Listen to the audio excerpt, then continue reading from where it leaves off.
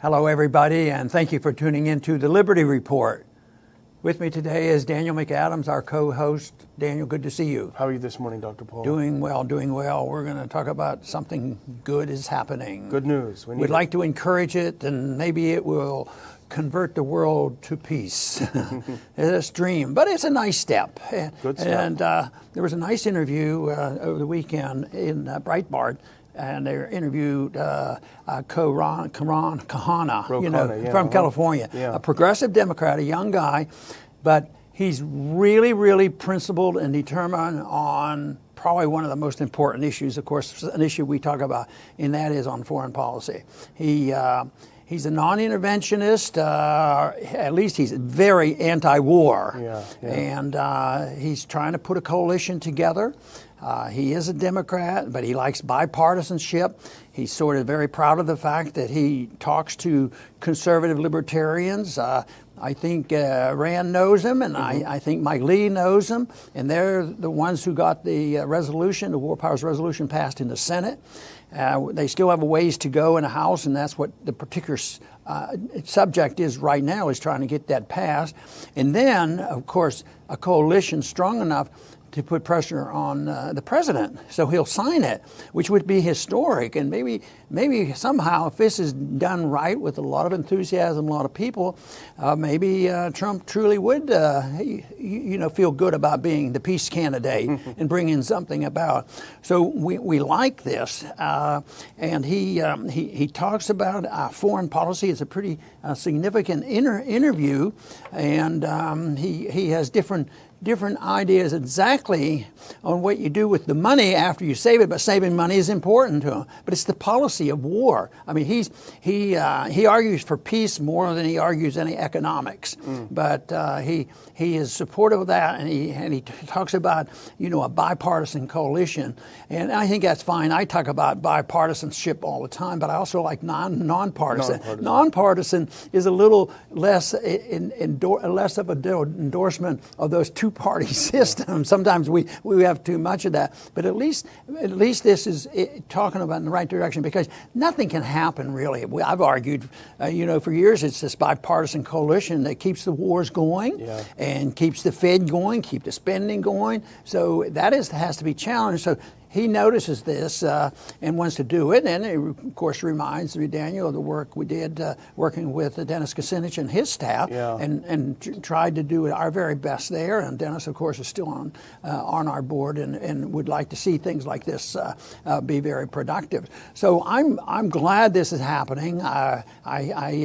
It's not perfection; has a long way to go, but believe me, it's so much better than what else we're doing, and the power of the neocons. But this is not like it's totally strange to Trump, because Trump, we can use his a lot of his speeches and his movements and things to support this. So we're hoping and betting that in his heart he knows he's right about peace rather than war. So let's see what happens. Yes, indeed, and Representative Khanna is an interesting guy. He was a young man, he still is a young man, but he challenged Tom Lantos for his seat in Congress back when Lantos was alive, and many people may remember Lantos, who was the opposite of anti-war. He never saw a war he didn't like, and so Khanna did finally take the seat, and he's made a lot of waves. He's with Sanders for president. He's backing Sanders for president, so this is not like he's fallen in love with Trump. But what he's talking about is, hey, I'm willing to work with Trump. I'm willing to work with people on the other side. I'm willing to work with Senator Paul, with others, to do, basically, he's got a 5-point plan, and I think we can endorse every point. Stop backing Saudi Arabia and Yemen, and the Afghanistan war. U.S. troops totally out of Syria. Resist the regime change temptation in Venezuela, and complete successful peace negotiations with North Korea. Bam, do those 5 things.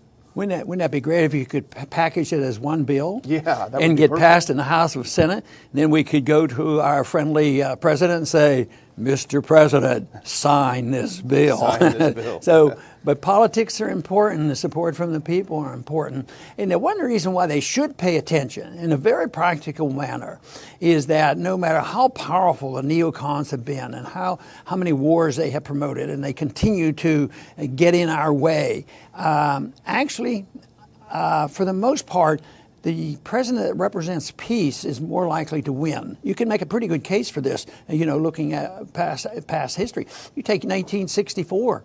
LBJ won the election because he was more peaceful than how he painted Goldwater. Yeah, but by 1968, LBJ was stereotyped by supporting the war, and McCarthy and McGovern, they were the peace people. And of course, Nixon benefited from that, even though he didn't turn out so well on the peace issue. I mean, politically speaking, the image is very, very important. And so I think there's a lot of political benefits from it.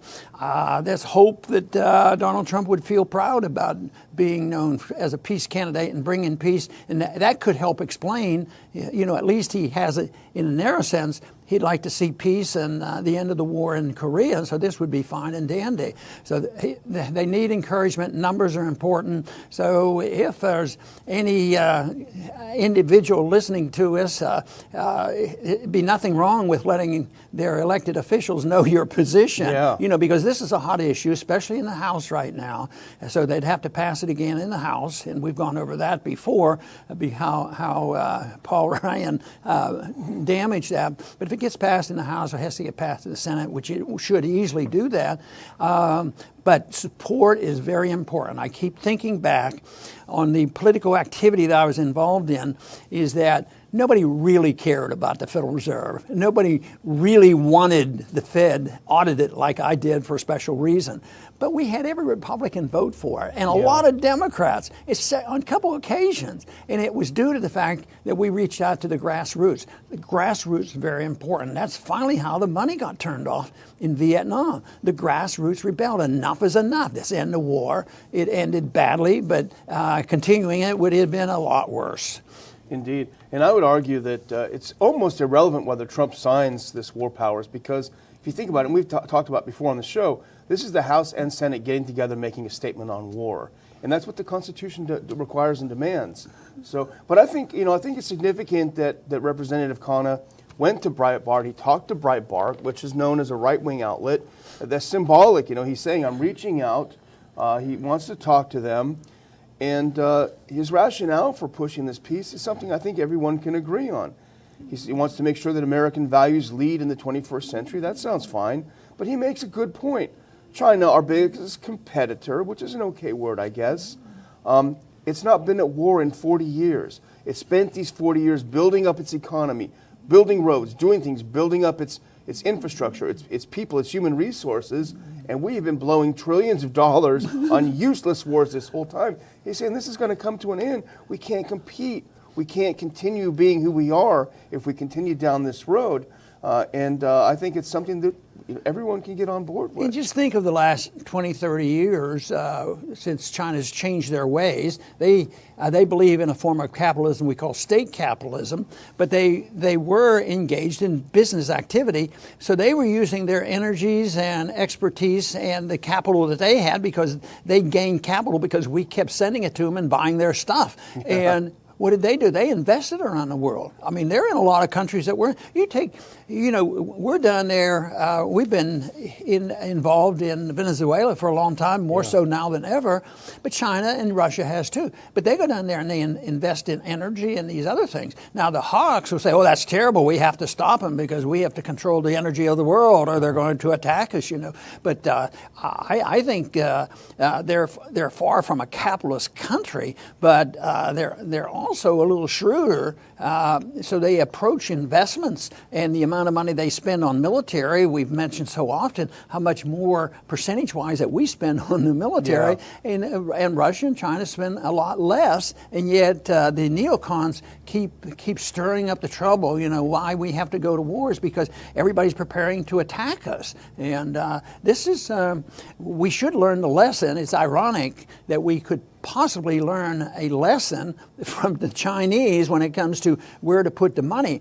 But we send a lot of money around the world, and then we send investments around the world. Then we have to protect them, but we send our troops after we send the investments, and then we have all kinds of controls, and of course we're involved with all the sanctions and these different things. So that of course has been detrimental to us, and Khanna makes this very important point that there's going to be a savings here, and he agrees that the savings can be discussed. And this is the way I talked with the progressives that I knew so well in Washington. Save the money, and we'll deal with it later, because the money has to come back here. We'd like to talk them out of pretending that foreign aid is going to solve the problem, but I think it'd be so much better if we just get out of the support for the conflict and the territorial fights going on, and why we have to be in these countries, and why do we have troops in Syria. And the opposition to our policies has been very, very bipartisan, and also the deep state controlling that bipartisan group. So that's why I think we need and hope that Khanna can get a lot of support outside. The independents. I mean, the country's ripe for independence right now, because I think they get turned off by Republicans and Democrats. But if they could see an issue like this, just like the Federal Reserve should be a nonpartisan issue, and I think it is. People say, oh, you talk to a liberal. Yeah, we ought to know what's going on in the Fed. Yeah, we ought to know what's going on with the Pentagon, where they're spending the money and how they go to war. Why is the president allowed to do these things? I mean, the message is powerful, but we're competing, with a monolith, and that is the major media outlets. And now we're competing with the internet too, because our message has have a greater challenge to get our message out on the internet. Absolutely.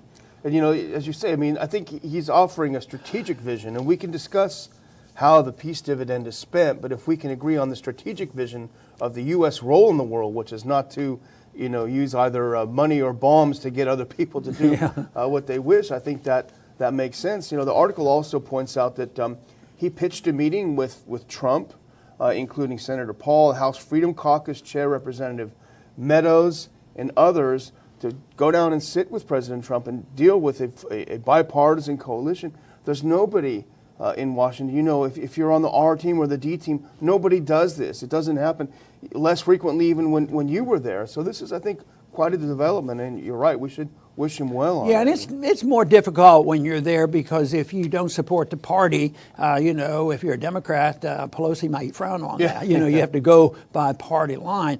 But that's why I think the coalitions outside of Congress are important too, and it should be around the issues, and not, if you could build a big coalition in opposition. I'm sure the opposition to the Vietnam War probably had a lot of liberals, but there were a lot of people in this country. They were just sick and tired of the war. It had nothing to do with the Republican position and the Democrat position. It was just that they got tired of the war, and they knew they had to come home. Yeah, absolutely. Well, Dr. Paul, I want to close out a little bit differently. We've done about 1,100 of these shows. It's amazing. 1,100. You look back on some of them over the last 2 or 3 years. It's amazing how much we've done. The Ron Paul Institute, of course, is the software behind the show. It's done for that. But we operate on a shoestring, as you know better than anyone. But we do need to occasionally, raise a bit of money. And springtime is when organizations traditionally do a spring fundraising, and so we need to do one too. We have to pay for the show. We have to pay for the Institute. We've got a great conference coming up in Houston. We've got another great one coming up in August, which we'll talk about maybe in a few days. And a lot of things that we're doing, publishing articles, publishing books, your books. But we have to pay for things. But we know sometimes it's difficult for people to get motivated to make that contribution. We are a nonprofit organization. And so this is why we wanted to offer an incentive to our friends, to our listeners, to our viewers, to come on board and join the Institute, help us keep going. And we're going to give you something in return, something that I think, to be honest, is very, very special. And this is a book that you wrote, The Individual versus the Collective.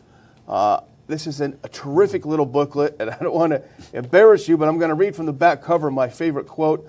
Liberty by far provides for much greater humanitarian needs for a greater number of people than the false promises of collectivism. This book is filled with this kind of wisdom. This is exactly the antidote we need for some of the more troubling trends we have in our country right now toward collectivism. We're going to send this book out to every donor who gives $50 or more from now until the beginning of May. And for those who give $100 or more, we will send you a signed book. We're going to get Dr. Paul to sign these books for you and send it out to you. And our $100 plus donors will also be featured on this show as co-producers. You are part of this show. And so if you want to get on board, ronpaulinstitute.org/support. Make a donation. Help us continue spreading the message of peace. Ron Paul's 40-plus years of work in the cause of peace, and get this terrific book. This is the only place you can get it right now. The only place you can get this amazing new book, little mini book from Dr. Paul. So there's my pitch, Dr. Paul. Very, very good. I'm going to close with a sort of a summation of my thoughts on the subject we were talking about today, the whole issue of the war. And I came across an article, it actually was written back in 2006, sort of analyzing Vietnam. And there was a big story going on in those years. What have we really learned from Vietnam? And there were two angles going on at that time. One was, well, they didn't let us do it. The neocons, the Hawks, we didn't drop enough bombs, even though we dropped as many as we did in World War II, some outlandish amount. And they said, no, they just wouldn't let us fight a war, and that should be the lesson. Somebody else said, no, you can't have this type of guerrilla war and think you can win because people are defending their homeland, so they wanted to back off of that and have an anti-insurgency war and sort of fight them on their terms. But they were talking about tactics and not about the real thing about war and peace and what's going on. So nothing really happened. But one thing was at the end of this article that fascinated, because it used a quote that I've used. Matter of fact, I used it once in a presidential debate. And that is when the war was ending, when we finally surrendered and we were moving out, there was a discussion between an American Colonel Summers and a Vietnamese Colonel Tu. And they were talking about it, and our Colonel, our Summers, he didn't want to let go. And he says, I know. He says, yeah, we're facing this. He says, but just remember, Colonel, we beat you every time. Any time there was a military confrontation, we beat you. And the Vietnamese Colonel, Tu said, look back. He's, you're right, but it's also irrelevant.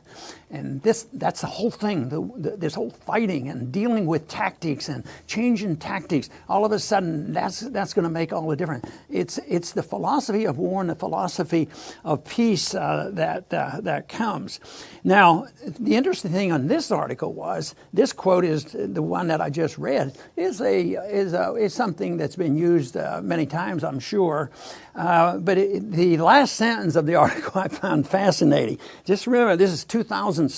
So the author says, let's hope a similar conversation won't be held in Baghdad a few years from now. We were in the middle of the war in Iraq doing the same dumb things, and now where are we right now? Oh yeah, they didn't let us win the war. Who lost Iraq, and why is Iran close allies with Iraq? It's all because of the stupidity and the ignorance of foreign interventionism. The one thing that I try to remember, and I think that people like it when they hear the message, that liberty actually brings people together.